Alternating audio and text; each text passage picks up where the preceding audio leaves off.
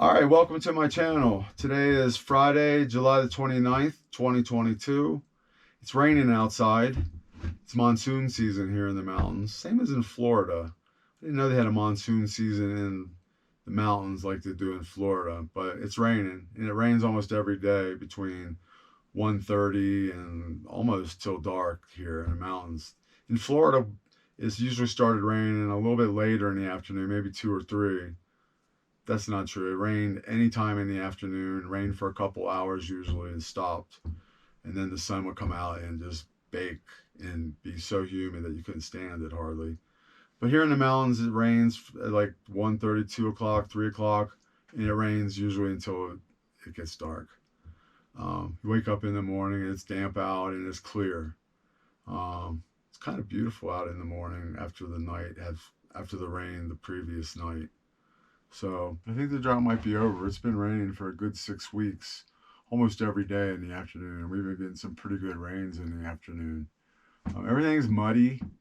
Yeah, when you go down the road to get here, off of the main road, which is a highway, you get muddy. I pulled my trailer down there the other day, pulling a farm ATV to get some gas, and that thing was covered with mud when I got to the gas station. The temperatures here are in the mid 70s during the day when it's sunny out. Maybe you might get to 80 when it's sunny out, but when the sun goes behind the cloud, to me, it's chilly, and I got to put my coat on. But it feels good. Um, so I have a part-time gig watering cattle for a rancher that has a ranch right down the draw here from me. It's about 5 miles as a crow flies down to his ranch. I can see it looking down the hill. But the drive there, it's about 7 or 8 miles. So this rancher down there, his name is Jerry Roteman. He has a cattle boss named Andrew and another cattle guy named Jody. And Andrew keeps telling me that I should go down there to the ranch house and stay this winter. It's a 5-bedroom house. It's got gas stove. It's got a wood stove in there. It's got 5 bedrooms, a bathroom. It's got a wood shop off the kitchen. It's got a separate building for the pump house, which is a pretty big building. It's 30 by 30. I would say 30 by 30. It's got a concrete floor in it, and it's where the pump is. For there to be water in the wintertime, that pump house has to be heated so that the water lines don't freeze up coming out of the ground. So I'm not even looking for the water. It'd be pretty nice to have that house down there with the wood stove and the stove to cook, and it's got a sink and all that stuff. So I'm actually considering taking this trailer here, my 16-foot cargo trailer, 7 feet wide, and insulating it pretty well with the foam panels, and then put some cheap plywood, not plywood, but some cheap paneling over it on the ceiling also, and putting a little wood stove in this cargo trailer, just a small one, to heat it if I have to, and a propane heater, which is going to mount on this wall here so that I can have 2 sources of heat in here, a wood stove and a propane heater. And I also have a little heater buddy right here. It hooks up to the little green propane tanks, which keeps it nice and keeps it warmer in here. It takes the edge off of it. It's really cold in here. Right now it's like 62 degrees in here, and it's less than 50 outside. So this little heater is doing a pretty good job. And if I insulate this place, this is going to be pretty comfy. So I'm actually thinking about dragging this trailer down to the ranch and staying at the ranch. So just thinking about it. God's working in crazy ways. Having my trailer down at the ranch would mean I could go into the house and have a big space with a big wood stove cranking, and I know it would be good. I know that the ranchers around here are saying that the winter is probably going to be bad this year. We've had a lot of rain this year, which is uncommon for the past 10 years, I'm hearing. This is the way it used to be. Um, the, the, the South Park high desert is green. They say it's usually brown, gold in color. Um, it's green. The grass is growing. Every day it rains. And it's beautiful. It's beautiful seeing this green grass out here. And um, so it would be very handy or comfortable being down at the ranch house if there's a big snowstorm. Um, 4 or 5 feet of snow up in the mountains is probably not unheard of, and I know that it's happened because my neighbors were telling me he woke up the snow that was to the bottom of his window, and my other neighbors said they couldn't get out their door without having to shovel the snow away. So I'm gonna be ready for that. It's gonna be fun. I'm gonna have a good time out here. I'm gonna be prepared. I'm gonna have a lot of food. I got my 4 Patriots survival food if I need it, but I don't think I'm gonna need that. I'm gonna buy plenty of food to have where I'm at, and I'm also gonna get some beef from the rancher. I'm gonna tell my rancher buddy that I've done a lot of extra stuff where he needs to hook me up with some steaks. So Andrew, if you're watching this, Cattle Boss, or Jerry, if you're watching this, man, I sure would like some steaks to eat this winter over at your ranch. So if you can hook me up, I'd appreciate that. So I'm not sure what I'm going to do yet. I'm making up my mind. I was going to build a cabin up here, but I'm finding that there's a lot of crime up here in these mountains where I'm at. When you go way out into the mountains, there's a lot of meth freaks out here. They call them tweakers.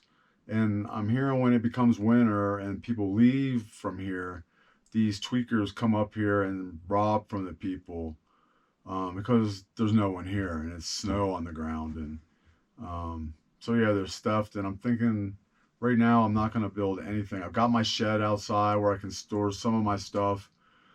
But this 16-foot trailer right here, I'm thinking is going to be my man in the box home this year for the winter in Colorado. So we'll see what happens. I'm tough.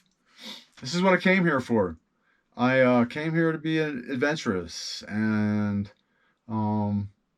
that's what I'm going to do. It's going to be cold this winter. It's already cold to me. Man, it's not hot here at all. This isn't even summer to me. This is like early spring or late fall. So, yeah, and I'm ready for the cold and the wind this year. And so it's all good. So I'm not even sure how long I've been here now. So I guess I've been here for like 4.5 months already. Time's gone by really fast since I've been in this mountain. So yeah, everything's good. I've met a lot of people here. Well, not a lot of people. There's not that many people here to meet. I've met a few of my neighbors who I really enjoy knowing. My friend Jeff, who lives down at the end of the valley, he has a horse. Her name's Lady, and he works a 4-day week, and he drives pretty far to go to his job. So sometimes he stays over at his job in Eagle, Colorado, and he calls me and asks me if I'll feed his horse Lady. So I enjoy going down there and seeing Lady and petting her. She's a nice horse. And my friend Nate and Allie, they live about 2 miles to the west of me. They have a place up on top of a hill down there. They're very spiritual. Nate is a very godly person and very interesting to hang out with. They were addicts and they found God and they never looked back. And they're really good people. So everybody out here mostly is good people. There's a couple of veterans down the street that I know. Rick and Bill. They're veterans. They fly their flag high down there. Guy down here named Ron. I've been riding with him a couple of times. So everybody out here I meet is friendly. Not everybody out here is good though. There's a lot of places to hide, and there are people out here hiding. So you really got to watch where you're going, who you come up on. Um, I don't go anywhere without a gun. Yeah, I'm armed all the time out here because you never know who's going to come up on you in the middle of nowhere. And the police are pretty far away if you have to call the cops. So you're going to have to take care of business here and um, wait for the cops to show up. So I'm good to go. I got cameras everywhere, and I'm armed with cameras when I usually go somewhere. So it's all good out here. Um, so with all this rain we've been having up here in the mountains, the flowers are everywhere. There's so many flowers lying in the Route 53 down here. It's a dirt road. But there's these purple flowers, and they've been blooming for like 2-3 weeks now. There's actually snapdragons that are with them, the purple snapdragons. Down at the ranch house, there's these sunflower-looking plants that are really pretty. Um, just so many different kinds of little flowers and bushes out here that produce flowers in the mountains to see when the rain is making the flowers really bloom. So it's really beautiful out here to see that. Um, at the same time, there's a lot of animals that I'm seeing out here that I haven't seen before. There was a herd of wild goats down the road there, little babies, and they were walking across the road, and they crossed the road and stood by the road while I went by and stopped and took my camera and panned it out the window at them, and they just looked, and I just carried on after seeing them for a few minutes. And another one was going over to Buena Vista on the back road. There was some bighorn sheep standing on the side of the road, probably like 15 of them, I would say, 10 to 15 bighorn sheep. They were all females. Even the females have horns, but the horns don't wrap around like the males do. They just stick off like that. The bighorn sheep look like goats. Um, yeah, so I would have thought they were mountain goats, but they were bighorn sheep. Um, my buddy Jeff told me that the mountain goats look like sheep. Kind of weird. So whatever. It's really cool to see those kinds of animals up in here. So one of the bummers I'm seeing up here on the mountains in the summertime anyway is that my phone service is taking a crap. I have two phones. I use one phone to upload YouTube videos, and I use my other phone is my phone I've had for like 25 years.